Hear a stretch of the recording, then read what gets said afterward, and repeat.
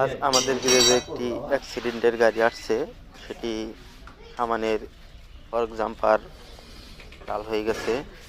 এটি আমরা খুলছি, এখন খোলার পর মেরামত করব এবং সামানের লাইট মিটার শেড ভেঙে গুঁড়া হয়ে গেছে, এগুলো এখন নতুন লাগাবো আমরা।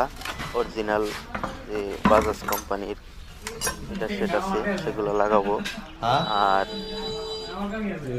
গাড়িটি মোটামুটি আরও যা কাজ আছে সব কিছু কমপ্লিট করে দেব।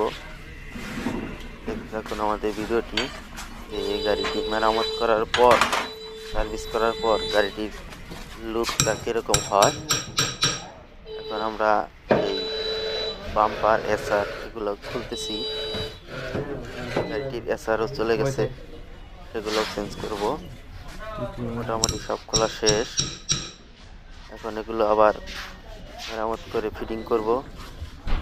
আর ফিটিং করার পর এখনকার এর লুকটা কীরকম হয়েছে দেখতেই পাচ্ছেন। আগের মতো হয়ে গেছে, কেউ বুঝতে পারবে না যে এই গাড়িটি অ্যাক্সিডেন্ট হয়েছিল, ভেঙে গেছিল। সমস্ত কিছু অরিজিনাল লাগানো হয়েছে। এই যে ভাইয়ের গাড়ি। ধন্যবাদ সবাইকে।